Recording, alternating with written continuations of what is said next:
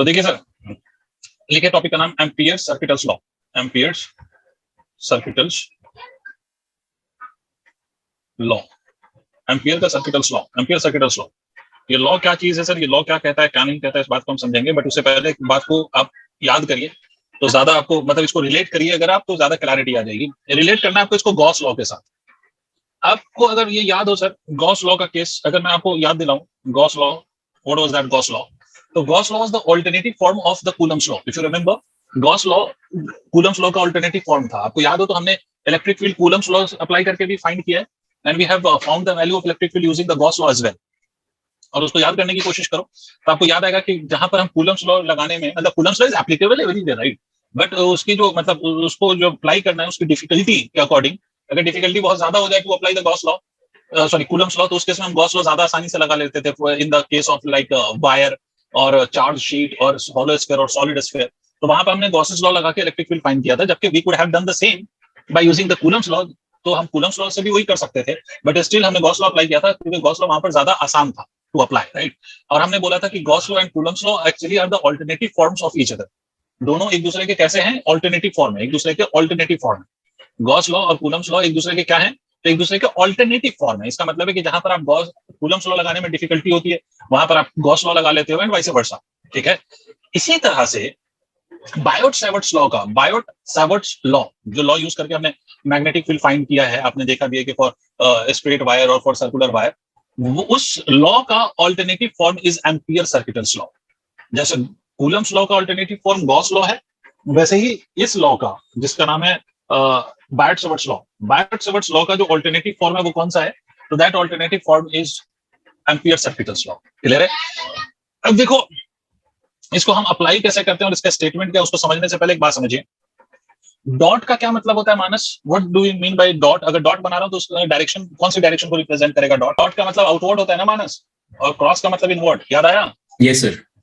ठीक है, तो अगर मैं डॉट बना रहा हूं तो डॉट का मतलब आउटवर्ड होगा, और ये डॉट का ये मतलब नहीं कि वो मैग्नेटिक फील्ड की डायरेक्शन को ही रिप्रेजेंट करेगा। इट कैन रिप्रेजेंट एनीथिंग, ठीक है? बट उसका सिंपल मतलब याद रखिएगा, डॉट का मतलब आउटवर्ड और क्रॉस का मतलब इनवर्ड। मान लीजिए बच्चों कि मेरे पास कुछ वायर्स हैं, I have few of the wires, और वो वायर्स मतलब current carrying wires, and they are placed along Z axis, मतलब perpendicular to the screen of your laptop और perpendicular to the screen of your mobile, perpendicular to the screen आपके जो है वो current carrying wire रखे हुए हैं, current carrying wire. Sir जरूरी नहीं है कि आप परपेंडिकुलर रखें, आप वाई एक्सिस अलोंग भी रख सकते हैं, मतलब you can even place the conductor like this also, ठीक है? कोई फर्क नहीं पड़ता, आप ऐसे भी रख सकते हैं। बट मैं जो यहाँ पर करंट वायर रख रहा हूँ जेड एक्सिस का लॉन्ग रख रहा हूँ to explain you Ampere circuitals law. इससे कोई फर्क नहीं पड़ता कि आप अगर उसको वाई एक्सिस का लॉन्ग या एक्स एक्सिस का लॉन्ग रख देते अपने वायर्स को, तो क्या फर्क पड़ जाता है? बिल्कुल नहीं पड़ता। आ रही बात समझ में? तो हम क्या कर रहे हैं यहाँ पर, लेटर से एक वायर हमने लिया जिसमें करंट फ्लो कर रहा है, let that current be I1 and it is represented by dot. तो डॉट का क्या मतलब है? This I1 which is the current is flowing outward, मतलब वायर रखा हुआ है परपेंडिकुलर डायरेक्शन में, और ये कैसे है? इसमें जो करंट फ्लो कर रहा है ये आउटवर्ड है। क्लियर है? इसी तरह से एक और मान ले लीजिए, इसमें करंट फ्लो कर रहा है I2 which is represented by cross. Cross का क्या मतलब हुआ आसिया? What is the direction of this current? Outward or inward? Out of the screen or into the screen? What is this direction? Inward. Inwards. ठीक है, एक बार और एक conductor ले लेते हैं, चलो इसमें भी करंट मान लेते हैं, ये I3 एंड ये भी आउटवर्ड है, मान लिया। एक और लिया जा सकता है, कितने भी लिए जा सकते हैं, जस्ट अभी तो सिंपली हम एम्पियर सर्किटल्स लॉ का स्टेटमेंट क्या है, इससे क्या पता चलेगा, वो हम उस पर डिस्कशन करें। अब मान लो कि ये वो पॉइंट है जिस पर I am interested in to determine the value of the magnetic field. Because of all these three wires हमें उस पर्टिकुलर पॉइंट पे मैग्नेटिक फील्ड की वैल्यू चाहिए। तो undoubtedly there is one way of finding this value by using Biot Savart's law. एक तरीका तो ये है कि आप बायोट सैवर्ट्स लॉ यूज कर लें, बायोट सैवर्ट्स लॉ यूज कर लें और उससे बायोट सैवर्ट्स लॉ यूज करें और उससे आप मैग्नेटिक फील्ड की वैल्यू फाइंड करें। But it will not be an easy task because you don't have a single wire here, you have number of wires। तो इसमें दूसरा तरीका हम क्या अप्लाई करते हैं, वो एम्पियर्स लॉ है। और एम्पियर्स लॉ कहता क्या है, कैसे ये आपको मैग्नेटिक फील्ड की वैल्यू बताता है, तो उसको बात समझिएगा। तो the first step of ampere circuitals law is that, Ampere's law ये कहता है कि भाई सबसे पहला काम ये करो कि take a loop around your current carrying wire और current carrying wires, enclose these wires in a loop. Close loop में आप इसको इनक्लोज कर दीजिए। क्या कीजिए, इसके अराउंड एक क्लोज लूप लीजिए।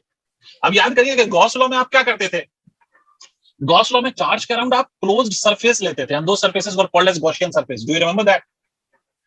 Yes sir. यहां पर आप क्या करते हैं, यहां पर आप लूप लेते हैं, instead of surface you will be taking loop and that loop will be called as Amperian loop.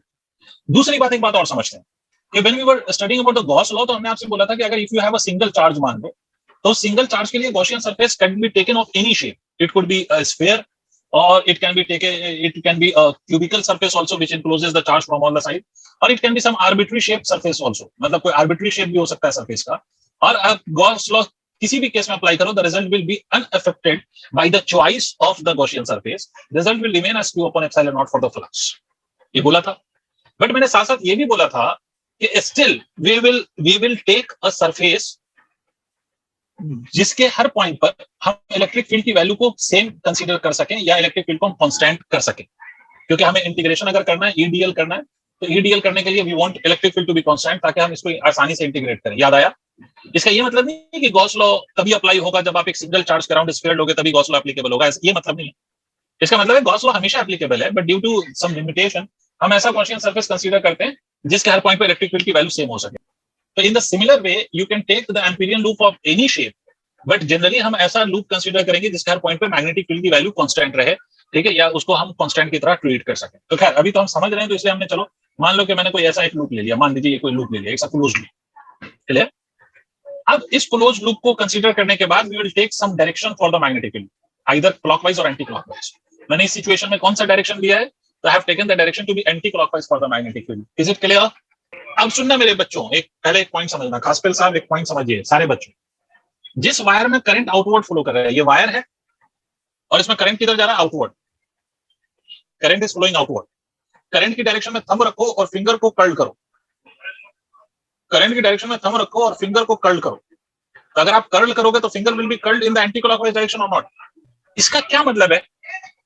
इसका मतलब है कि मैग्नेटिक फील्ड की डायरेक्शन आपने एंटी क्लॉकवाइज अगर लिया है, if you have taken the magnetic field in the anti clockwise direction, इसका क्या मतलब हुआ? इसका मतलब ये हुआ कि आप ये अज्यूम कर रहे हो कि जो नेट मैग्नेटिक फील्ड है वो आपकी, वो उस करंट के कारण है जो करंट इज आउटवर्ड। नहीं समझे? जो डायरेक्शन आपने मैग्नेटिक फील्ड की माना है, उसके अकॉर्डिंग अगर आप देखें तो वो डायरेक्शन किसके लिए होगा, कब होगा? For the current which is flowing outward. सही बात समझ में?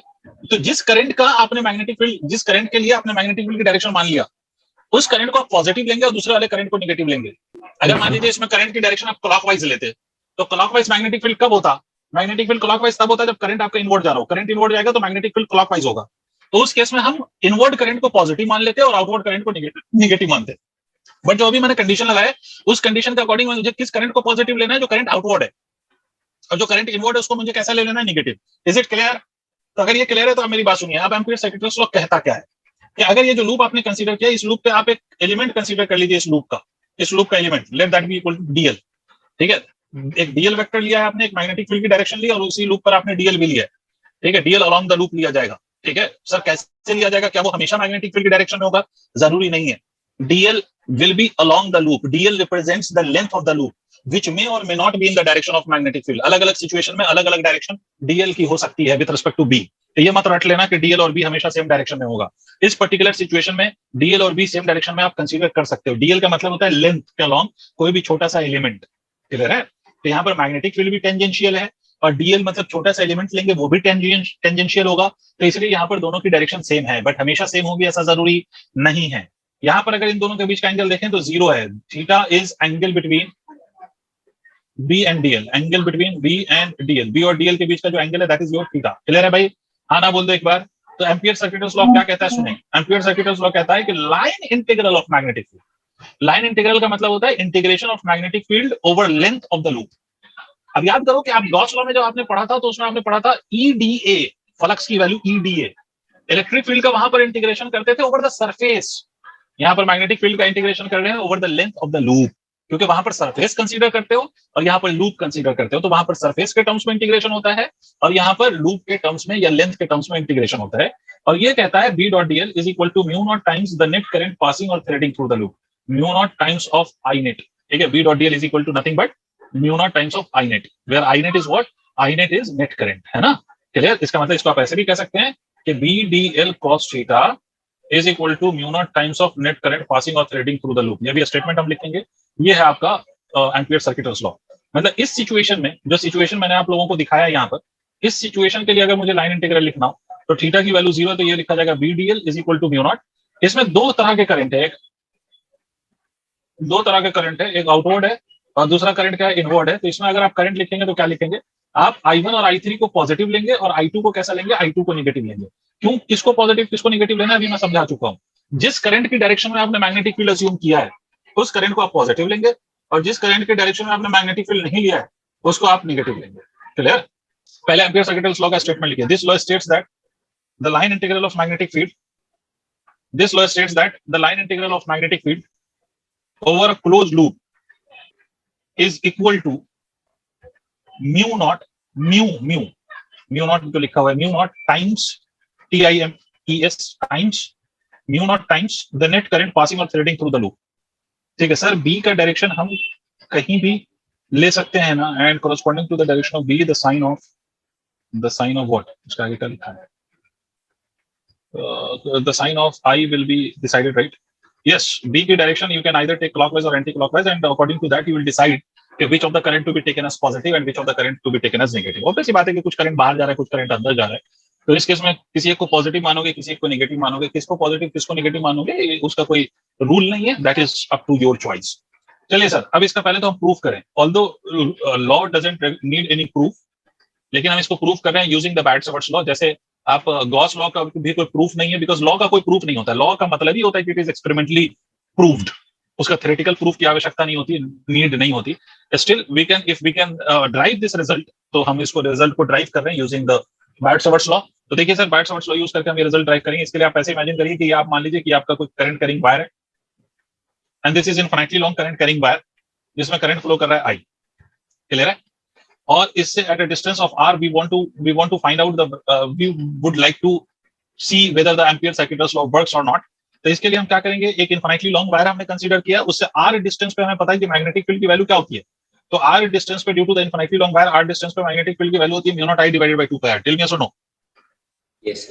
ठीक है, तो mu not I divided by 2 pi r। ठीक है। अच्छा, अब सबसे पहला स्टेप क्या करते हैं एम्पियर्स लॉ लगाने के लिए, यू टेक द एम्पिरियन लूप। तो यहाँ पर जो आप लूप लेंगे वो किसी भी शेप का लूप लिया जा सकता था, but to make the magnetic field constant at every point on the loop, हम यहाँ पर लूप कैसा लेंगे, सर्कुलर, है ना, circular Amperian loop, circular loop consider करेंगे, सर्कुलर एम्पिरियन लूप कंसीडर करेंगे। क्लियर है सर, सर्कुलर लूप लेंगे हम। ठीक है, और इस लूप पे चलो हम B डॉट DL फाइंड करके देखते हैं कि B DL की वैल्यू क्या आती है। ठीक है, यही तो हमें प्रूफ करना है कि B DL should be equal to mu not I। तो हमें पता है कि B की value B will be constant at every point of this loop, तभी हमने सर्कुलर लूप लिया ताकि इसके हर पॉइंट पर मैग्नेटिक फील्ड की वैल्यू को क्या हो सके, मैग्नेटिक फील्ड कांस्टेंट रह सके। तो मैग्नेटिक फील्ड DL का integration, because magnetic field is constant at every point of this loop, तो mu not I divided by 2 pi r into DL का इंटीग्रेशन। Am I correct. तो क्या लिखेंगे आप, mu not I divided by 2 pi r, what will be the integration of DL। DL मतलब इस पे कोई छोटा सा एलिमेंट लीजिए और उसका इंटीग्रेशन करिए over the whole loop.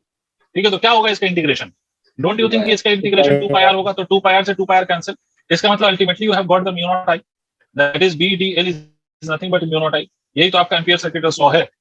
This is the proof of this ampere circuitals law कि भाई किसी भी आपका वायर या वायर का एलिमेंट हो तो उसके अराउंड जो मैग्नेटिक फील्ड होगी वो मैग्नेटिक फील्ड का line integral will be equal to mu naught times the current passing on threading through the loop. इसको नोट करिए, आगे बढ़ते हैं। ये तो हो गया सर एम्पियर सर्किटल्स लॉ की कहानी। अब इसको रिलेट करके we will be using solving few questions based on this. पहला question directly from NCERT, and this question has been copy pasted by different books. तो ये क्वेश्चन ये है कि सर ये मान लीजिए ये कोई सिलेंड्रिकल infinitely long wire है। This is what infinitely long cylindrical wire, और इसका जो रेडियस है, the radius of this cross section is r। इसमें current is flowing through the wire whose current density J is the current density, J is current density।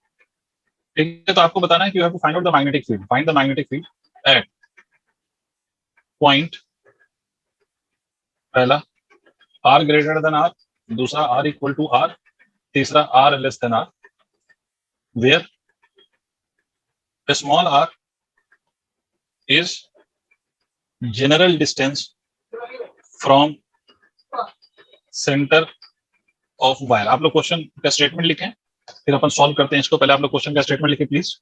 आपको different point पे you have to find out the magnetic field, और मैंने आपसे बोला कि it's infinitely long wire. तो सबसे पहला पॉइंट जो है आपका स्मॉल r उसका ग्रेटर देन कैपिटल R है। इसका मतलब ये कि स्मॉल r कहां से आपको मेजर करना है, from the centre of the wire. तो ऑब्वियसली बात है कि अगर आप सेंटर ऑफ द वायर से वो स्मॉल r मेजर करेंगे तो that small r will lie outside the wire, है ना, वो पॉइंट आउटसाइड द वायर लाई करेगा। तो सबसे पहला स्टेप आउटसाइड द वायर लाई करेगा, तो हम एक एम्पीरियन लूप ले लें। मान लीजिए हमने एम्पीरियन लूप ले लिया है सच दैट कि एम्पीरियन लूप हमने अराउंड द सिलेंडर ऐसा कंसीडर किया सच दैट ये एम्पीरियल लूप हमने अराउंड द सिलेंडर कंसीडर किया सच दैट कि इस एम्पीरियल लूप की जो रेडियस होगी that would be equal to small r. Clear है? अब हम इस एम्पीरियल लूप पर ये अच्छा एम्पीरियल लूप का शेप कैसा होगा, तो undoubtedly it would be circular in shape.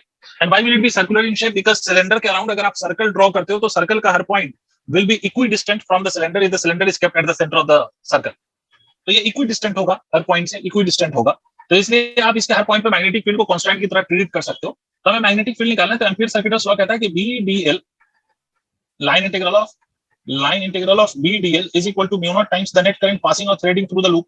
B is constant at every point of this loop, और loop के line के मतलब loop पे अगर DL का इंटीग्रेशन करूं मैं DL का, तो don't you think कि DL का integration will be equal to 2 pi r? Tell me yes or no? Yes. ठीक है, तो that will be equal to mu naught multiplied by the current। अब देखो यहाँ पर करंट डेंसिटी गिवन है, तो लूप में जो करंट है वो उतना ही होगा जितना पूरे सिलेंड्रिकल वायर से करंट फ्लो हो रहा है। The current flowing through the cylindrical wire is same as the current flowing through the loop। तो हमें जो एरिया यहाँ पर लिखनी होगी that will be equal to the area of the cross section of the cylindrical wire, because current density होता है बेटा करंट डिवाइडेड बाय एरिया। तो करंट की वैल्यू क्या होगी? Current density multiplied by area. तो करंट को आप किससे मल्टीप्लाई कीजिए? एरिया से मल्टीप्लाई कीजिए।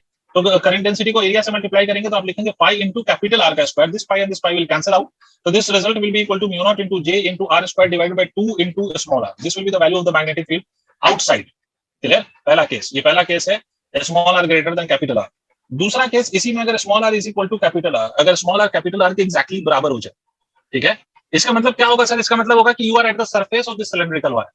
तो इस केस में अगर आप एम्पीरियल लूप लोगे तो उसका radius will be exactly equal to the radius of the cylindrical wire. तो इसमें करना कुछ नहीं है, just replace small R by capital R, मतलब mu not J R square divided by twice of capital R कर लो इसको, एक आर से एक आर कैंसिल हो जाएगा, तो मैग्नेटिक फील्ड की वैल्यू कितनी आ जाएगी? Mu not J R divided by आ जाएगी magnetic field. Is it clear?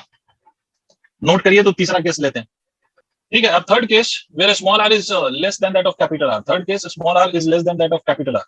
तो अब इस केस में अगर आप एम्पीरियल लूप कंसीडर करेंगे तो you will consider this loop inside this cylindrical wire, ये आपका एम्पीरियल लूप होगा, which will be considered of course it will be considered inside the wire because ये जो r है वो less than that of capital R है, तो ये inside consider होगा। अब इसमें एक बात समझो सर, इसका रेडियस ठीक है, इसका radius is small R, but इसमें एक बात समझो sir, now I can not claim that कि जो पूरे वायर के थ्रू जो करंट फ्लो हो रहा है that the same current is passing through this loop, ये हम नहीं कह सकते, बिकॉज लूप का एरिया ऑफ क्रॉस सेक्शन कम है। इसका मतलब जो पूरे सिलेंड्रिकल वायर के थ्रू करंट फ्लो हो रहा है, the same current is not flowing through the loop, actually में जो current flow कर रहा है through the loop is less than that of what is passing through the whole cylindrical wire। जो पूरे cylindrical wire से जो current flow कर रहा है उससे तो कम ही है इसमें जो current होगा। तो इसलिए आप क्या लिखेंगे? मैग्नेटिक फील्ड का लाइन इंटीग्रल आप लिखेंगे b into 2 pi r is equal to mu naught, current will be written as j into pi into small r square, pi से pi कैंसिल होगा, एक r से एक r कैंसिल होगा, तो मैग्नेटिक फील्ड की वैल्यू कितनी आ जाएगी? मैग्नेटिक फील्ड की value mu naught j r divide by 2, this will be the value of the magnetic field. Clear? अच्छा, इसके साथ साथ अगर मैं इसमें ग्राफ ड्रॉ करूं तो आपको एक बात दिखाई देगी, ये जो r small less than that of r लिखा है आपने, वो आपका magnetic field is inside, right? तो मैग्नेटिक फील्ड इनसाइड का अगर आप देखें तो it is directly proportional to the distance from the centre. Magnetic field outside अगर आप देखें तो it is inversely proportional to that of small r जो हमने पहले ड्राइव किया था। और मैग्नेटिक फील्ड अगर सेंटर पे आप ले लें, सेंटर पे, तो that will be exactly equal to 0, क्योंकि स्मॉल r को 0 कर दो तो आपका मैग्नेटिक फील्ड 0 हो जाएगा। तो यहाँ पर मैग्नेटिक फील्ड वर्सेस r का अगर मैं ग्राफ ड्रॉ करूं, मैग्नेटिक फील्ड वर्सेस r का ग्राफ, ये ग्राफ कैसे ड्रॉ होगा? तो at centre magnetic field will be 0 and it will start increasing linearly till you reach the surface of this wire. उसके बाद this magnetic field will become inversely proportional to that of r, b becomes inversely proportional to r, b is directly proportional to r, and this is the maximum possible value of magnetic field which you will get at the surface. This is the maximum value of magnetic field. I hope आपको graph भी समझ में आ गया होगा, please note it down. Sir ji sir, circuital law हम finite length के wire के लिए भी यूज कर सकते हैं? अरे वाह, प्यारा बच्चा यार, बहुत प्यारा सवाल तूने किया।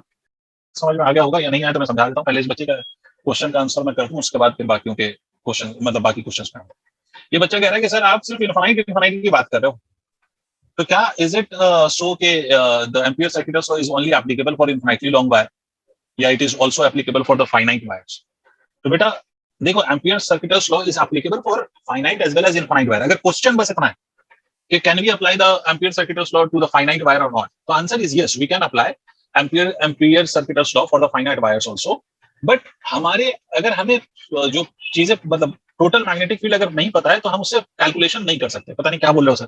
देखो, ampere circuital law is applicable for finite wire also, but हमें जो नेट मैग्नेटिक फील्ड चाहिए अराउंड द वायर वो पता होना चाहिए। क्या मतलब है सर? समझते देखिए, इसके दो लॉजिक मैं दे रहा हूं आपको जो लॉजिक से समझ में आ जाए वेल एंड गुड। अगर मैंने ये इनफाइनाइट वायर लिया है, समझना भाई, जिसने ये सवाल पूछा है, किसने पूछा वैसे? सर यश। यश। अगर ये इनफाइनाइट वायर आपने ले लिया और ये पॉइंट है, तो यहाँ पर दोनों एंड का एंगल कितना होगा? φ1 φ2 कितना होगा बेटे? नहीं 90 each. Magnetic field will be equal to mu not I by 2 pi r. लेकिन अगर मान लो ये पॉइंट हम यहाँ पर लें, infinitely long wire, it is still infinitely long wire and the point I have shifted upwards, अभी कितना होगा φ1 φ2? अभी भी वायर इनफाइनाइट है, सेम। इसका मतलब whatever is the magnetic field at this point is same as this at this point, and I know the magnetic field to be mu not I by 2 pi R. मतलब यहाँ पर भी magnetic field mu not I by 2 pi R है और यहाँ पर भी magnetic field mu not I by 2 pi R है, and it is same. we don't have to worry कि ये पॉइंट कहां पर लिया गया and what are the values of φ1 और φ2, because φ1 और φ2 has to be same as long as it is infinitely long wire. But अगर मान लीजिए ये फाइनाइट वायर है, तो फाइनाइट वायर के केस में if I am considering the point to be here, तो ये φ1 और φ2 अलग अलग होगा। मान लीजिए ये φ1 है, ये φ2 मान लेते। बट अगर instead of taking the point here, अगर आप ये पॉइंट यहाँ पे लें, यहाँ, तो डोंट यू थिंक यश के this now the φ1 and φ2 value will change? Think about it. Obviously बात है, मैग्नेटिक फील्ड की वैल्यू विल चेंज। तो अगर आपने लूप ऐसे ले लिया है, यहाँ पर ऐसे ले लिया, तो मैग्नेटिक फील्ड कुछ और ही आ रहा होगा। यहाँ पर लिया है लूप, तो मैग्नेटिक फील्ड कुछ और ही आ रहा होगा, और उस मैग्नेटिक फील्ड की वैल्यूज जब तक मुझे नहीं पता है तब तक मैं एम्पियर सर्किट लॉ को कैसे अप्लाई करूंगा? मतलब इसलिए नहीं कर पाऊंगा क्योंकि हर पॉइंट पे मैग्नेटिक फील्ड की वैल्यू अलग अलग है, समझ रहे हो? But this restriction is not with the infinite wire. Infinite wire में मैंने आपसे कहीं पर नहीं बोला कि लूप आपको कहां पर लेना है, समझ रहे हो आप? देखो, अगर ये फाइनाइट वायर है तो यहाँ पर अगर आपने लूप लिया है तो इस पॉइंट पर मैग्नेटिक फील्ड अलग है, और लूप अगर यहाँ पर आपने लिया है तो मैग्नेटिक फील्ड अलग है। आ रही बात समझ में? Please respond. ठीक है, तो ये इशू है फाइनाइट वायर के साथ। ठीक है, इसी को दूसरा तरीका कुछ लोग ऐसे भी एक्सप्लेन करते हैं, जो मैं आपको बता देता हूँ। दूसरा तरीका इसी का एक्सप्लेनेशन का ये है कि सर अगर if it is infinitely long wire, तो इसमें करंट इंफिनिटी से आ रहा है और इंफिनिटी जा रहा है ना? तो इनफाइनाइटली लॉन्ग वायर के लिए आपको ये बताने की जरूरत नहीं है कि दूसरे पार्ट ऑफ द सर्किट है या नहीं है, उससे हमें कोई फर्क नहीं पड़ता। इनफाइनाइटली लॉन्ग वायर है तो करंट इंफिनिटी से आ रहा है, इंफिनिटी पे जा रहा है, तो उसमें दूसरे पार्ट्स ऑफ द सर्किट को मेंशन करने का कोई जरूरत नहीं। बट अगर मान लो ये फाइनाइट वायर है, मान लो 1 मीटर लंबी वायर, तो 1 मीटर लंबी वायर में ऐसा तो नहीं होगा कि करंट यहाँ से आया और यहाँ से गायब हो गया। तो ऐसे तो नहीं हो सकता कि किसी वायर में करंट कहीं से आए और कहीं पर निकल ले, कहीं गायब होते। ऐसा हो सकता है? नहीं हो सकता भाई। इसमें और भी तो पार्ट्स ऑफ द सर्किट होगा, तभी तो करंट पूरा फ्लो कर पाएगा, एक क्लोज पाथ होगा। टेल मी यस और नो? Yes sir. सही बात समझिए। सर ये क्यों चाहिए आपको? बाकी पार्ट क्यों चाहिए? इंफिनिटी में तो नहीं चाहिए था। इसीलिए क्योंकि देखो, जैसे इसके अराउंड अगर हम लूप कंसीडर करेंगे, तो B D L is equal to mu not I में आप करंट तो वही लेते हो जो लूप से पास हो रहा है, ठीक है? बट ये जो बी होता है, this is the net magnetic field on this loop. It is not only because of this wire. ये जो मैग्नेटिक फील्ड होती है, ये सारे जो कंपोनेंट्स है उसकी मैग्नेटिक फील्ड होती है। ये बात ऐसी है कि जैसे गॉस लॉ याद करो, गॉस लॉ में आपसे बोला गया था कि अगर कोई चार्ज गॉसियन सरफेस के बाहर है तो फ्लक्स में उसका कंट्रीब्यूशन नहीं होगा, बट इस सरफेस पे जो इलेक्ट्रिक फील्ड होगा that will be because of Q1 as well as because of Q2 which is inside as well as outside. नहीं आया? आया सर। तो ऑल्दो एम्पियर लॉ लगाने के लिए आपको इसका करंट पता है, ठीक है, बट आपको पूरी चीज नहीं पता है। पूरी चीज में क्या, आपको इस लूप पे नेट मैग्नेटिक फील्ड नहीं पता है। आप कहोगे कि सर वो सिर्फ मैग्नेटिक फील्ड सिर्फ फाइनाइट वायर की क्यों नहीं हो सकती? वो इसलिए नहीं हो सकती बिकॉज अगर फाइनाइट वायर है तो there must be some other parts of the circuit connected to that finite wire, जिसके कारण इस फाइनाइट वायर में करंट फ्लो कर पा रहा है। तो अगर बाकी पार्ट्स है तो बाकी पार्ट्स का भी मैग्नेटिक फील्ड इस लूप पे होना चाहिए, जिसकी वैल्यू आपको नहीं पता है। तो that is by due to this limited knowledge हम ampere circuit law finite wire के लिए अप्लाई कर नहीं पाते, ऑल्दो इट इज एप्लीकेबल। ठीक है, तो इसीलिए हम सारा खेल किस पे खेल रहे हैं? इनफाइनाइट वायर पे। समझे? यस। चलिए आगे बढ़ते हैं। Question number next. सर मान लीजिए कि ये इनफाइनाइटली लॉन्ग सिलेंड्रिकल वायर है और इस इनफाइनाइटली लॉन्ग सिलेंड्रिकल वायर में we have a cavity like this. ठीक है, ये इनफाइनाइटली लॉन्ग सिलेंड्रिकल वायर है जिसमें हमने कैविटी बना दिया, and you now know the cavity problems. I hope आपको शायद याद हो। ये इसका जो रेडियस है, इसका दिस इज 2r, और इसमें जो कैविटी है, इसके अंदर जो कैविटी है उसका रेडियस मान लीजिए कि that is equal to r। ठीक है, एंड इट्स अ कैविटी, और बाकी पोर्शन में करंट फ्लो कर रहा है जिसकी डायरेक्शन आपको क्रॉस से रिप्रेजेंट हो रही है। करंट डेंसिटी इज J, और इसके बड़े वाले के सेंटर से at a distance of 4r you have to find out the magnetic. इस पॉइंट पे आपको मैग्नेटिक फील्ड चाहिए, और याद रखिए कि this is infinitely long cylindrical wire. ठीक है, उसका ये टॉप व्यू है ना, basically it's a top view of, ये एक्चुअली मैं लिख देता हूं, टॉप व्यू ऑफ। ये टॉप व्यू है किसका? सिलेंड्रिकल वायर का। देखो यहाँ पर ये जो वायर है वो सिलेंड्रिकल वायर है, and it is infinitely long. तो ये वायर ऐसे भी दिखाई जा सकता है, बट इसमें अगर टॉप व्यू आप देखेंगे तो टॉप व्यू देखोगे तो सिर्फ ऊपर से ये नजर आएगा। तो just to keep the diagram very simple we have just taken the top view. But remember this is infinitely long wire which carries a current whose current density is J, और उसकी डायरेक्शन क्या है कि वो direction inward. Clear? तो उस point पर आपको मैग्नेटिक फील्ड बताना है। पहली बात, कौन मुझे बताएगा कैविटी प्रॉब्लम सॉल्व करने का मेथड? मुझे कौन बताएगा? Who is here to tell me the method of solving the cavity problems? Sir पहले पूरे सिलेंडर को कंसीडर करेंगे, फिर पार्ट कैविटी का कंसीडर करके उसको सब्ट्रैक्ट। ठीक है, चलो मैं फिर से याद दिला देता हूँ। जिनको याद नहीं है वो सुन लें भाई। मैं आपसे कह रहा हूँ कि if you are serious with your studies and you want to appear for entrance exams, तो मैं आपको बहुत क्लियरली समझा दूं ये बातें। You have to remember, you have to make it very clear in your mind कि कैविटी प्रॉब्लम्स पूरे फिजिक्स में कम से कम 5 तो ऐसे चैप्टर्स हैं जिसमें यूज हो सकता है और पूछा जा सकता है। And what are those chapters? In class 11th, you have chapters like center of mass, moment of inertia, gravitation. And in class 12th, you have electrostats and this chapter magnetic effect of current in this ampere cycles. ठीक है? ये 5 ऐसे जगह हैं जिसमें cavity problems पे सवाल पूछे जाते हैं और पूछे जाएंगे और पूछे गए हैं। कैविटी प्रॉब्लम का कोई भी क्वेश्चन हो, the method to solve the cavity problem is same. Cavity problem को सॉल्व करने का मेथड सर सेम है, डिफरेंट नहीं है कुछ भी, सब सेम है। कैविटी प्रॉब्लम को सॉल्व करने का मेथड बिल्कुल सेम है। और क्या सेम है? मतलब फॉर्मूला बदल जाएगा। Obviously when you are talking about the centre of mass, you will be using the formula of centre of mass. When you are talking about the moment of inertia, you will be using the formula of moment of inertia, right? तो लेकिन method क्या होगा, approach क्या होगी? Approach will be same. और वो approach क्या होगी? तो अप्रोच ये होगी कि आप पूरे सिलेंड्रिकल, मतलब जो आपकी जिस बॉडी के अंदर कैविटी काटा हुआ है आपने, उस बॉडी को आप कंप्लीट बॉडी अज्यूम करिए और कैविटी को भी आप एक बॉडी की तरह ट्रीट करिए। इसका क्या मतलब है? इसका मतलब है कि इस पूरे अरेंजमेंट को ध्यान से देखो। इस पूरे अरेंजमेंट को I can treat it as the combination of two cylindrical wires. Two cylindrical wires, ये आपका ये बड़ा वाला वायर जिसमें आपने कैविटी काट के बाहर निकाला हुआ है, और साथ साथ we will treat the cavity also as a cylindrical wire. ठीक है, ये कैविटी है। बस फर्क क्या करेंगे? फर्क बस इतना करेंगे कि इसमें अगर करंट डेंसिटी प्लस जे है, तो कैविटी में जो करंट डेंसिटी आप अज्यूम करेंगे that you will take it as minus J. इसकी करंट डेंसिटी अगर प्लस जे है, तो इसकी करंट डेंसिटी आप कैसे अज्यूम करेंगे? That you will assume as minus J. Sir क्यों? सोच के देखो भाई, दोनों की करंट डेंसिटी सेम है, तो इतने एरिया में कैविटी के जितने, अगर कैविटी को आपने एज अ बॉडी ट्रीट किया है, मान लो इसमें -5 एम्पियर का करंट है, तो इसको अगर इस पर सुपर इंपोज कर दो, इसको उठा के इस दोनों को कंबाइन कर दो आपस में, तो आपको नहीं लगता कि अगर इन दोनों को कंबाइन करेंगे तो ये -5 इसके +5 को कैंसिल करके 0 कर देगा? नहीं आया? Yes sir. Yes sir. बात समझ में आई? तो हर सिचुएशन में, चाहे वो किसी भी चैप्टर का क्वेश्चन हो, अप्रोच यही होती है। अच्छा, करंट डेंसिटी को निगेटिव करने का दूसरा क्या मतलब है? तो करंट डेंसिटी को निगेटिव करने का दूसरा मतलब ये है कि आप current dot dot dot dot dot dot dot current density negative करने का मतलब करंट की डायरेक्शन को अपोजिट कर दीजिए।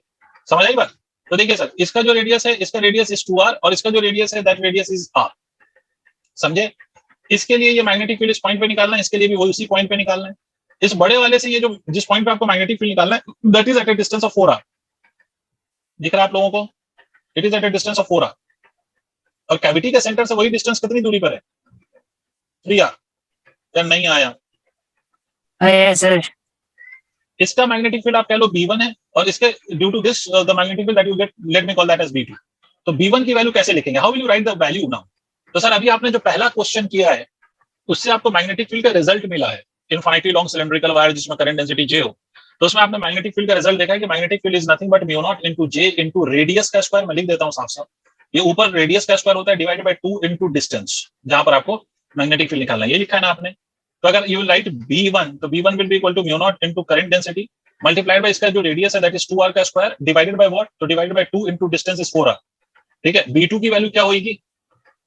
B2 will be equal to μ0 into minus of J into इसका रेडियस, तो रेडियस इज r, तो this will be written as r squared divided by 2 into distance is 3r।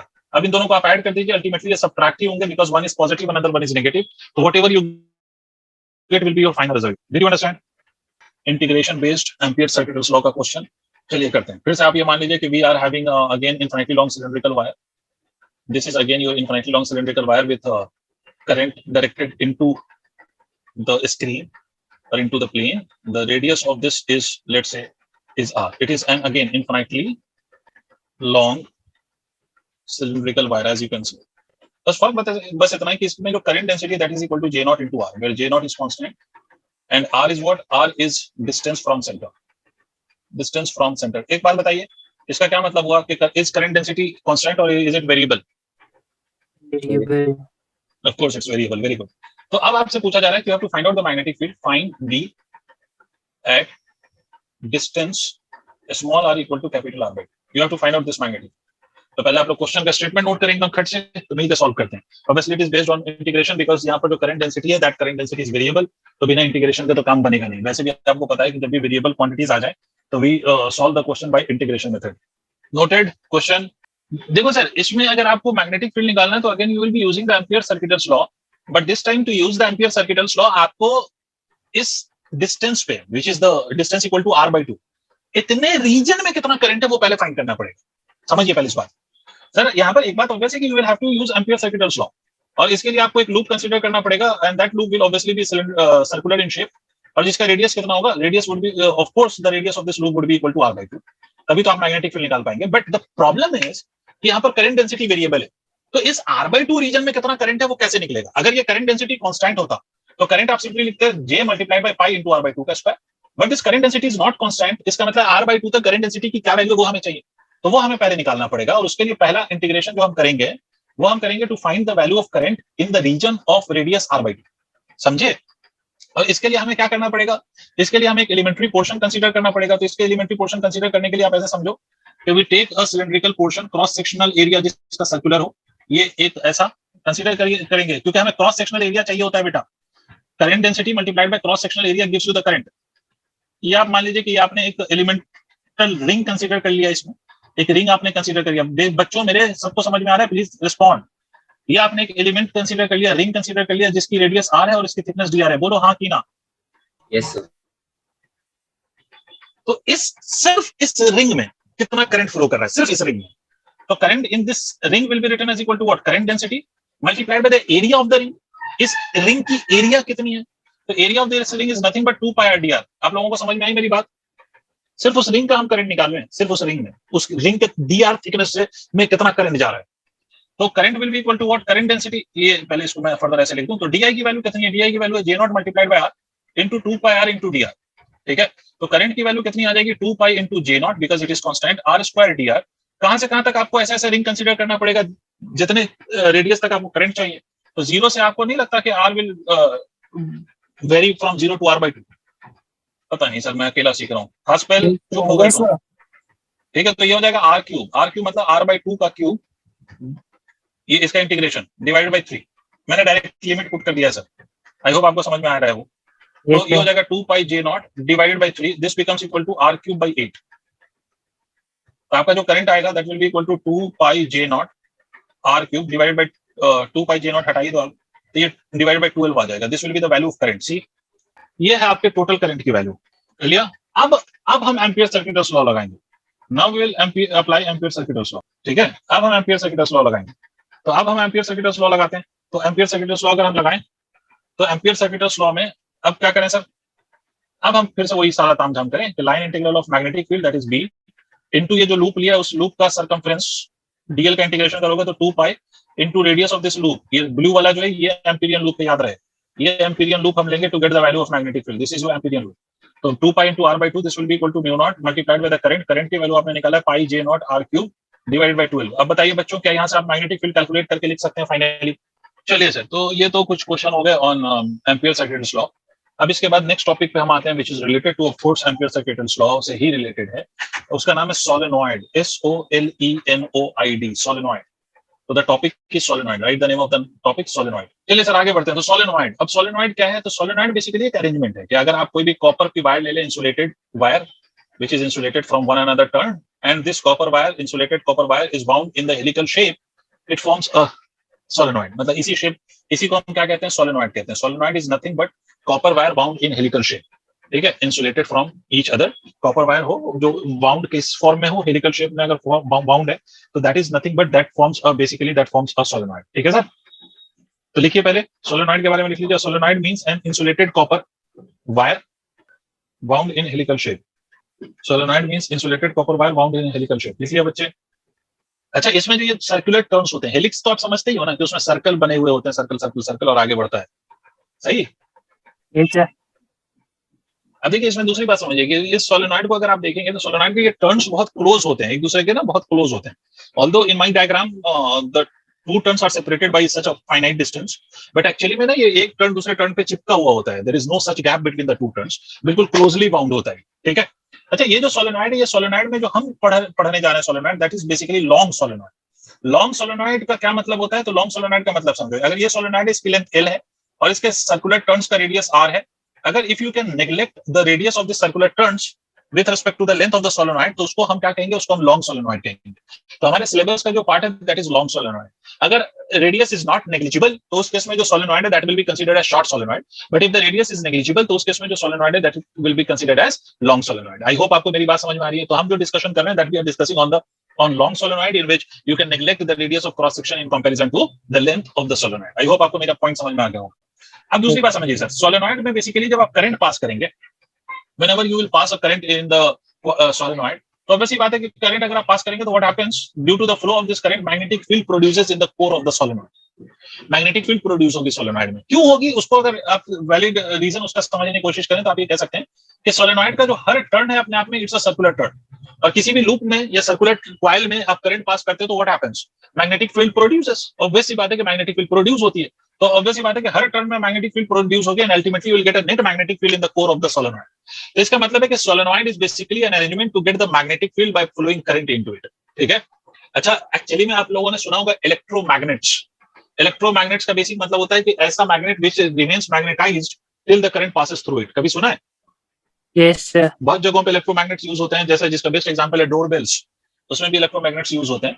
तो जहां पर हमें मैग्नेट चाहिए फॉर वेरी स्मॉल टाइम, तो वहां पर हम इलेक्ट्रोमैग्नेट मतलब मैग्नेटाइज भी करना है, उसको डीमैग्नेटाइज भी करना है, वो कंटिन्यूअस मैग्नेटाइजेशन नहीं चाहिए हमें, तो वहां पर इलेक्ट्रोमैग्नेट यूज करते हैं। तो एक्चुअली में वहां पर हम उन केसेस में क्या करते हैं, तो उन केसेस में हम एक सोलेनॉइड के कोर में ना, बेसिकली अगर मान लीजिए सोलेनॉइड, इसके कोर में अगर हम मान लीजिए कि आयरन का कोई भी एक बार प्लेस कर दें, आयरन का बार या आयरन मटेरियल प्लेस कर दें, तो this iron will get magnetised when you will pass the current through it, through the solenoid. Solenoid के थ्रू करंट पास करोगे तो iron will get magnetised. Solenoid के थ्रू करंट का फ्लो बंद कर दो, आयरन विल गेट डीमैग्नेटाइज्ड। ठीक है, तो you will get a electromagnet by placing a material in the core of the solenoid. समझ रहे हो? तो ये बेसिकली यूज है आपके सोलेनॉइड का। Solenoid is used to produce electromagnets. समझ आई बात? सोलेनॉइड को किस लिए हम यूज करते हैं? To produce electromagnets. एनीवेज, दूसरी बात, इस सोलेनॉइड में we assume that the current in the solenoid, because it is long solenoid, तो करंट कह रहा हूं, magnetic field in the core of the solenoid is taken to be uniform और is considered to be uniform, और होना भी चाहिए, because her turn का जो रेडियस है वो सेम है। तो हर सर्कुलर टर्न के अंदर जो मैग्नेटिक फील्ड होगी उसमें भी सेम होगी, तो जो नेट मैग्नेटिक फील्ड होगी वो कांस्टेंट ही तो होगी। नहीं समझ में बात समझे? हर टर्न की मैग्नेटिक फील्ड फिक्स कांस्टेंट है, तो sum of the all the magnetic field will also be constant, right? Solenoid के बाहर वाले रीजन्स में हम मैग्नेटिक फील्ड की वैल्यू को जीरो अज्यूम करते हैं। We don't consider magnetic field outside the solenoid, we only consider the magnetic field inside the core of the solenoid. यहां तक पॉइंट क्लियर है सर आप लोगों को? अब देखिए सर, यही जो मैग्नेटिक फील्ड है inside the core of the solenoid, अब इसी मैग्नेटिक फील्ड की वैल्यू हमें फाइंड करना है। We have to find the value of this magnetic field. अब इस मैग्नेटिक फील्ड की वैल्यू को फाइंड करने के लिए हम कैसे फाइंड करेंगे? पहले तो इस बात को समझिए, एम्पियर्स सर्किटल्स लॉ ही यूज करेंगे to find the magnetic field, but उस एम्पियर सर्किटल्स लॉ को भी यूज करने के लिए हम क्या करेंगे? तो एम्पियर सर्किटल्स लॉ को यूज करने के लिए मैं आपको बताऊं कि we will be taking the cross sectional view of the solenoid. अब क्रॉस सेक्शनल व्यू का क्या मतलब है, इस बात को समझो। पहले इस बात को समझो। मान लो ये कोई टर्न है, अगर आप इसको सामने से देखोगे तो ये पूरी रिंग दिखाई देगी आपको, है ना? अगर आप इसको सामने से देखो, पूरी रिंग है। इसको अगर आप इसके लेंथ के अलोंग काट दो, ठीक है, तो इसके दो पार्ट्स बनेंगे, ऐसा और ऐसा। सुनो, अब इसको काट के आप देखो दोनों पार्ट जो कहलाएगा, तो ये दोनों पार्ट इसका क्रॉस सेक्शनल व्यू कहलाएगा। किसी भी चीज का क्रॉस सेक्शनल व्यू का मतलब है कि उसको काटो, उसके लेंथ के अलोंग या उसके ब्रेथ के अलोंग, अगर आप उसको काट के उसको देखें तो वही जो व्यू जो आपको दिखाई देता है उसको क्रॉस सेक्शनल व्यू कहते हैं। ये टेक्निकल टर्म है क्रॉस सेक्शनल व्यू, ये इंजीनियरिंग में बहुत ज्यादा यूज होता है। तो क्रॉस सेक्शनल व्यू का बेसिक मतलब होता है कि आप किसी को भी काट दीजिए अलोंग द लेंथ और उसका क्रॉस सेक्शन दिख जाए आपको, तो वही व्यू क्या कहलाता है? क्रॉस सेक्शनल व्यू कहलाता है। Did you understand? Please respond. Yes sir. अच्छा, इससे पहले कि मैं देखिए, मतलब ये सोलेनॉइड है अगर, तो क्रॉस सेक्शनल व्यू का मतलब इसको इसके लेंथ के अलोंग काट दीजिए, ऐसे इसके लेंथ के अलोंग काट के देखिए उसको, तो जो व्यू आपको दिखाई देगा एक तरफ, किसी भी एक पार्ट को आप ऑब्जर्व करिए, वही व्यू उसका क्रॉस सेक्शनल व्यू कहलाएगा। सुना होगा क्रॉस सेक्शनल डायग्राम, किसी भी चीज को बायो वाले ने ज्यादा सुना होगा, आप तो खैर आप बायो वाले नहीं है। क्रॉस सेक्शनल डायग्राम का क्या मतलब होता है कि किसी भी चीज को काट दो, उसके बाद उसका डायग्राम बनाओ, वो क्रॉस सेक्शनल कहलाता है। अच्छा, दूसरी बात, अगर मान लो कि इसमें करंट ऐसे फ्लो कर रहा है, ठीक है भाई, आसिया, अभिनव, अफान, शिवांग एंड यश, करंट अगर ऐसे फ्लो कर रहा है, तो इस पॉइंट पे मैं ये कह सकता हूं कि जो करंट की डायरेक्शन होगी वो टेंजेंशियली आउटवर्ड होगी तुम्हारी तरफ, और इस पॉइंट पे direction will be tangentially inward. Think about it. अगर आपने कोई रिंग लिया, थिंक अबाउट दिस, कि अगर आपने कोई रिंग लिया, इस बात को ऐसे समझिएगा, मान लीजिए आपने रिंग लिया, ये रिंग है आपकी, आपने ऐसे नहीं प्लेस किया हुआ इसको, आपने इसको ऐसे प्लेस किया हुआ है, ऐसे ये रिंग लिया हुआ है। तो इसमें करंट की जो टॉप मोस्ट पॉइंट पे डायरेक्शन होगी या बॉटम मोस्ट पॉइंट पे, वो टेंजेंशियल, किसी भी पॉइंट पे टेंजेंशियल ही होगी ना भाई, पूरे में क्लॉकवाइज है, बट किसी पर्टिकुलर पॉइंट पे अगर ऑब्जर्व करूं तो करंट की जो डायरेक्शन होगी वो टेंजेंशियल होगी। तो करंट यहाँ पर टेंजेंशियली आउटवर्ड नजर आएगा और यहाँ पर करंट टेंजेंशियली इनवर्ड नजर आएगा। बोलो हाँ कि ना? तो current eight every point it's tangential. Top most point पे अगर टेंजेंट बनाओगे, ये रिंग है आपकी ऐसे रखी हुई, तो टॉप मोस्ट पॉइंट पे टेंजेंट बनाओगे तो या तो करंट आपकी तरफ आएगा या अंदर की तरफ जाएगा, depending on whether the current is clockwise और एंटी क्लॉकवाइज। ठीक है, तो आप देखो, अब एक्चुअली में to determine the value of the magnetic field at the core of the solenoid, हम क्रॉस सेक्शनल व्यू लेंगे सोलेनॉइड का। मतलब सोलेनॉइड का आप इमेजिन करिए कि आपने काट दिया है, अलोंग इट्स लेंथ आपने उसको काट दिया है, दो पार्ट में काट दिया है और किसी एक पार्ट को आप ऑब्जर्व कर रहे हो। ऑब्वियसली इसमें पीछे टर्न्स दिखाए जा सकते हैं, ऐसे ऐसे टर्न्स होंगे, ये पीछे टर्न्स है, ये वाले टर्न्स जो दिखा रहा हूं मैं, ये पीछे है, ये बहुत सारे टर्न्स होंगे अनडाउटेडली, इसलिए मैं डॉटेड लाइन से बना के दिखा रहा हूं ताकि अपना कॉम्प्लिकेटेड न लगे डायग्राम। ये पीछे वाले टर्न्स आपको दिखाई देंगे, ठीक है। अब ये मुश्किल है जरा सा दिखाना, बट ये पीछे वाले टर्न्स हैं आपके सोलेनॉइड के। 3D व्यू अगर आपको दिखाई देगा तो ये ऐसा दिखेगा, ऐसा, ये ऐसा, ये सिर्फ ये टर्न दिखाई देगा, समझ रहे हैं? इसमें मान लीजिए कि इस वाले पॉइंट्स पे जो करंट की डायरेक्शन है वो टेंजेंशियली आउटवर्ड है, जहां पर मैं डॉट बना रहा हूँ वहां पर टर्न अगर नहीं भी है तो इमेजिन कर लो वहां पर टर्न होगा, because turns are very close. और तो यहाँ पर करंट की डायरेक्शन टेंजेंशियली इनवर्ड होगी। बोलो हाँ कि ना? मान लीजिए कि total length of this solenoid is L, और यहाँ पर जो total length of the solenoid है वो L है, और मान लीजिए कि N is total number of turns, total number of turns. इसमें एक और चीज डिफाइन करूंगा, N is equal to capital N divided by small n, that is number of turns per unit length. ठीक है, ये नंबर ऑफ टर्न्स है पर यूनिट लेंथ, क्लियर? ये नंबर ऑफ टर्न्स है पर यूनिट लेंथ, ठीक। अब हमें मैग्नेटिक फील्ड निकालनी है, और मैंने आपसे बोला कि मैग्नेटिक फील्ड कैसे है, तो magnetic field is uniform in the core of the solenoid. Uniform magnetic field को हम रिप्रेजेंट कर रहे हैं बाय स्ट्रेट लाइंस। अब इस मैग्नेटिक फील्ड की वैल्यू हमें कैलकुलेट करनी है, तो इस मैग्नेटिक फील्ड की वैल्यू को फाइंड करने के लिए हम क्या करेंगे, we will be taking an amperian loop, और यहाँ पर जो हम एम्पीरियन लूप लेंगे that would be rectangular amperian loop that we will consider in this case. ये मान लो एक रेक्टेंगुलर एम्पीरियन लूप हमने लिया, ये हमने एक रेक्टेंगुलर एम्पीरियन लूप लिया है,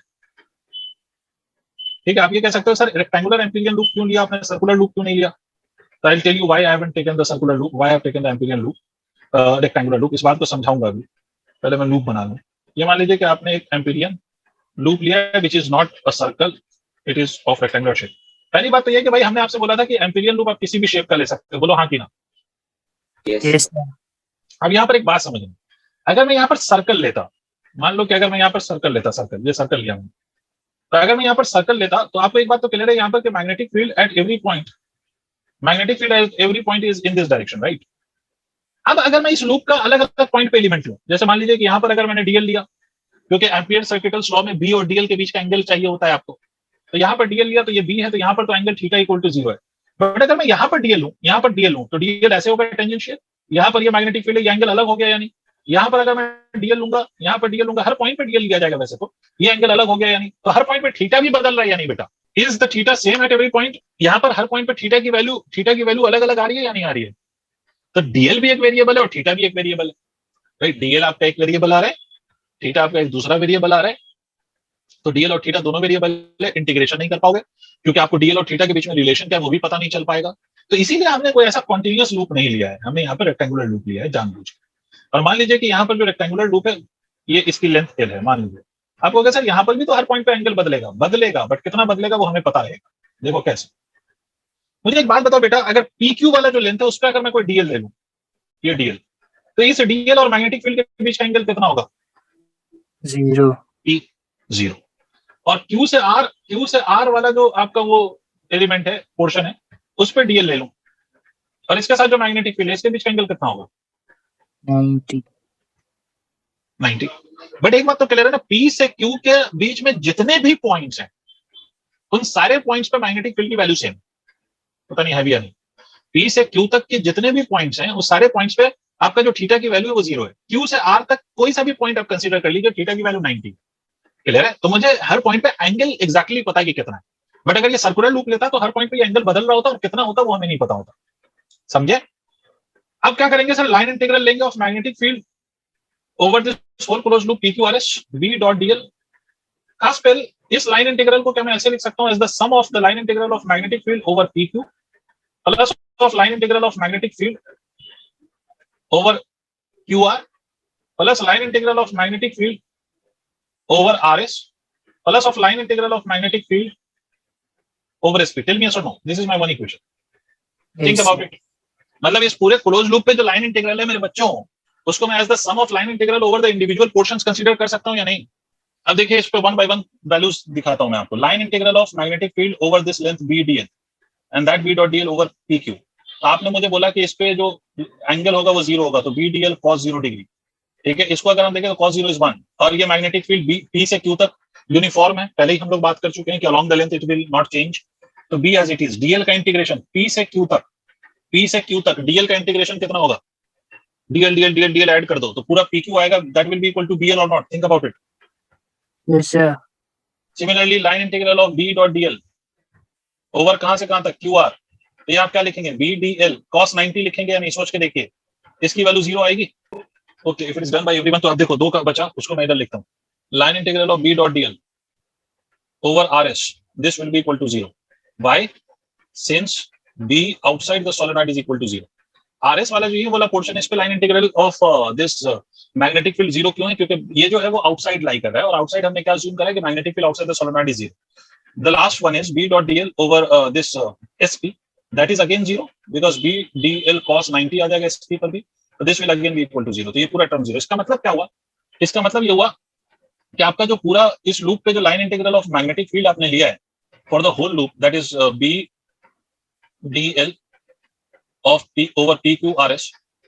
This is nothing but this has come out to be only equal to B into L.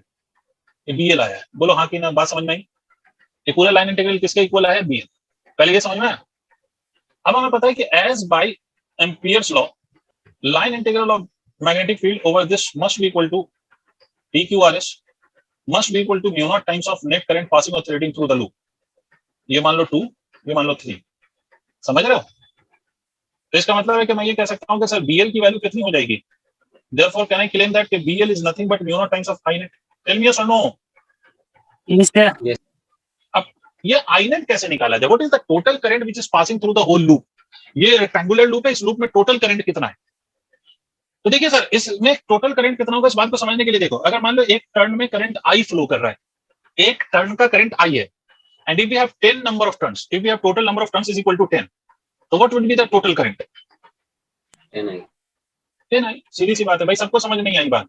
मैं फिर से रिपीट कर देता हूं कि अगर एक टर्न में जो करंट है दैट इज I, तो what is the total current? That will B 10 into I. तो यहां पर देखिए सर BL, ये देखिए ये BL is equal to mu naught into एक टर्न का करंट I है, बट इसमें टोटल टर्न्स कितने होंगे in this whole length of L? इसमें टोटल टर्न्स कितने होंगे? तो अभी आपने पढ़ा है कि turns, number of turns per unit length small n है, इसको टोटल लेंथ से मल्टीप्लाई कर दो, उतने ही तो टर्न होंगे. तो Yes, L से L क्या होगा? L से L कैंसिल हो जाएगा, तो मैग्नेटिक फील्ड की वैल्यू क्या आ जाएगी? मैग्नेटिक फील्ड की वैल्यू आ जाएगी mu naught n into I. This will be the magnetic field. This is the formula for the magnetic field at the in the core of the solenoid, which is equal to mu naught times of n into I. Sir सबने note कर लिया? B is equal to mu naught n I, where small n is number of turns per unit length, जिसका मतलब होता है total turns divided by total length. Asiya, is it noted बेटा? Yes, sir. तो चलिए क्वेश्चन करते हैं. Now we know the formula for the solenoid. Let us solve a question based on it today. उसके बाद हम बाद में बाकी चीजें हम नेक्स्ट क्लास में करेंगे. तो एक क्वेश्चन है सर कि a copper wire having a resistance of 0.01 ohm per meter. A copper wire having a resistance of 0.01 ohm per meter is used. इसको हम यूज कर रहे हैं to wind a 400 turn solenoid of radius 1 centimeter. This is 1 centimeter. Solenoid of radius 1 centimeter and length 20 centimeter. ठीक है. Find the EMF of the battery which when connected across the solenoid would produce a magnetic field of 10 to the power minus 2 Tesla in the core of solenoid. पहली बात तो ये कि एक solenoid है, मतलब एक कॉपर वायर से बना रहे हैं हम सोलेनॉइड, उस कॉपर वायर की जो रेजिस्टेंस है पर यूनिट लेंथ दैट इज 0.01, ओम पर मीटर, ठीक है। ये तो भाई कॉपर वायर की रेजिस्टेंस है पर मीटर, और उससे हम सोलेनॉइड बना रहे हैं जिसमें 400 टर्न्स हैं, तो we are having 400 turns in that solenoid, ठीक है। और आपको ये पूछा जा रहा है कि what should be the value of EMF, ठीक है, so that we produce magnetic field of 10 to the power -2 tesla, ठीक है। तो पहली बात तो ये समझो कि मैग्नेटिक फील्ड बराबर होता क्या, तो मैग्नेटिक फील्ड बराबर mu naught n into I होता है, हाँ ना बोलना पड़ेगा दोस्त। अब यहाँ पर they are not asking you I, they are asking you the value of EMF. तो म्यू नॉट n I को हम ऐसे लिख सकते हैं ईएमएफ डिवाइडेड बाय रेजिस्टेंस। तो ईएमएफ अगर मुझे चाहिए तो इसको हम लिख सकते हैं B into R divided by mu naught multiplied bye n, ठीक है। ये हमारे इसमें हमें वैल्यू सब्स्टिट्यूट करनी पड़ेगी, बट इसके लिए पहला तो ये R जो है वो रेजिस्टेंस से याद रहे, रेजिस्टेंस चाहिए और number of turns per unit length चाहिए। तो टोटल टर्न कितना है 400 एंड लेंथ कितना है सोलेनॉइड का 20 सेंटीमीटर, तो number of turns will be equal to 400 divided by 20 into 10 to the power -2, this will be the number of turns, समझ रहे हैं आप। तो ये हो जाएगा सर आपका 20 into 10 to the power 2, that is equal to 2000 turns per unit per metre. ये तो आ जाएगा, पहले देखो इस बात, this will be the number of turns per unit length. Did you understand? Tell me yes or no? Yes, sir. 2000 turns per unit length. ये आपका ये स्मॉल n की वैल्यू आ गई। अब रेजिस्टेंस, इस पूरे वायर का रेजिस्टेंस कितना होगा, तो आपसे कहता है कि पर मीटर इतना रेजिस्टेंस है और कितने टर्न्स है 400 टर्न्स। तो पहली बात तो समझो एक सर्कुलर टर्न का लेंथ कितना होगा, तो length of one circular turn, radius कितना गिवन है 1 सेंटीमीटर, तो एक सर्कुलर टर्न का जो रेडियस होगा 2 पाई into 1 into 10 to the power -2, this is the length of one turn. इस लेंथ को हम किससे मल्टीप्लाई करते हैं 400 टर्न से, तो ये total length of the wire which is used to form that solenoid वो पता चल जाएगा। समझे आप मेरी बात, भाई पूरे वायर की लेंथ पता कर लो कि कितना वायर की लेंथ लगी है टू फॉर्म दिस सोलेनॉइड। तो टोटल वायर की लेंथ कैसे पता करोगे, एक टर्न का लेंथ लिखो multiplied by total number of turns कर दो, तो ये पूरी लेंथ आ गई। और इस पूरी लेंथ को फाइनली फिर से किससे मल्टीप्लाई करो 0.01 से, क्योंकि एक मीटर का रेजिस्टेंस कितना है, तो इतने मीटर का रेजिस्टेंस कितना होगा, तो इससे मल्टीप्लाई कर लो, तो यहाँ रेजिस्टेंस आ जाएगा पूरा। ये रेजिस्टेंस यहाँ सब्स्टिट्यूट कर दो, ये स्मॉल n की वैल्यू यहाँ सब्स्टिट्यूट कर दो, मैग्नेटिक फील्ड कितना चाहिए वो आपको गिवन है 10 to the power -2 Tesla. Mu naught कितना होगा, तो म्यू नॉट की वैल्यू होगी 4 पाई into 10 to the power -7। सारी वैल्यू सब्स्टिट्यूट कर दो, you will gate the value of EMF. Did you understand? Yes, sir. ठीक है, नोट कर लीजिए सर इसको। हो गया सारे बच्चों? Yes, sir. चलिए सर, तो आज इतना ही, rest will discuss in the next class which will be next week same Friday, but उसका कंपनसेशन जो मंडे में क्लास नहीं होगी that will be given either on Saturday और Sunday. Thank you all, bye bye.